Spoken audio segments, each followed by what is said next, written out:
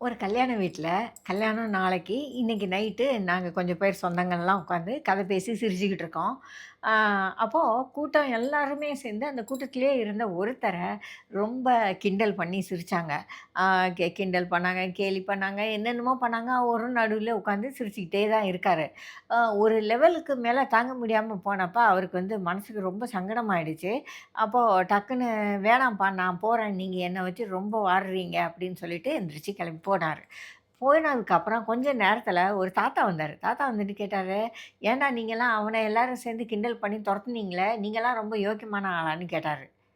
அவனுக்கு வந்து அறிவு கொஞ்சம்ங்கிறீங்க, அவன் நெறைய சம்பாதிக்கலங்கிறீங்க, அவன் ஏமாளிங்கிறீங்க, எல்லாம் சரி.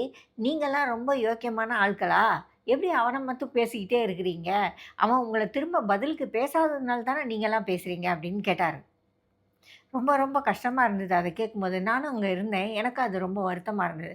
உண்மையில என்னன்னா, நம்ம எல்லாருமே யாருமே யோக்கியம் கிடையாது. நம்ம எல்லார்கிட்டயுமே மைனஸ் இருக்கு. நம்மளும் நெறைய தவறுகள் செய்றோம். நம்ம அத வந்து சாமர்த்தியமா வெளிய சொல்லாம இருக்கிறோம். அல்லது வெளிய சொன்னாலும் அத டிஃபெண்ட் பண்ண நமக்கு தெரியுது. ஒரு சிலருக்கு தவறு செஞ்சாலும் அத டிஃபெண்ட் பண்ண தெரியல. அந்த அளவுக்கு அவங்க அ ஆக்டிவா அல்லது ஷார்ப்பா இல்லன்னு வச்சுக்கலாம். ஆனா, அவங்கள நம்ம குறை சொல்றதுல அர்த்தமே இல்ல. இல்லையா? யாரு யோக்கியமா இருக்கிறோம். எல்லார்கிட்டயும் தப்பு தப்பு இருக்கு. எல்லாரும் தவறுகள் செய்றோம். தெரிஞ்சும், தெரியாமலும் நெறைய பிரச்சனைகள், நெறைய தவறுகள நம்ம செஞ்சுக்கிட்டே தான் இருக்கோம். ஆனா, ஈஸியா மாற்றவன தான் நம்ம பேசுறோம். இல்லையா? அது ரொம்ப தப்பு. அந்த மாதிரி பேசக்கூடாது. யாரு தப்பு செஞ்சாலும் சரி, ஏதோ கிண்டல் ஒரு நிமிஷம் எல்லாரும் பண்ணத்தான் செய்றோம். கிண்டல் பண்றோம், கேலி பண்றோம். அதெல்லாம் ஓகே. பட் பெர்மனன்ட்டா ஒரு ஆள இது இப்படித்தான் அப்படின்னு சொல்லி அத வந்து கிண்டல் பண்றதுக்கான ஒரு கன்டென்ட்டாவே எந்த நேரமும் வச்சிருக்கக்கூடாது.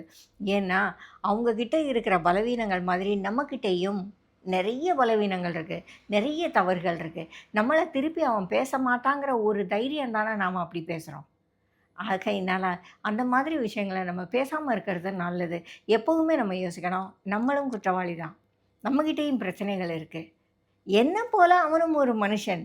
எத்தனையோ பலவீனங்கள் உள்ள ஒரு மனுஷன். அவன மட்டும் நம்ம ஏன் பேசணும்? அப்படின்னு தான் நம்ம யோசிக்கணும்.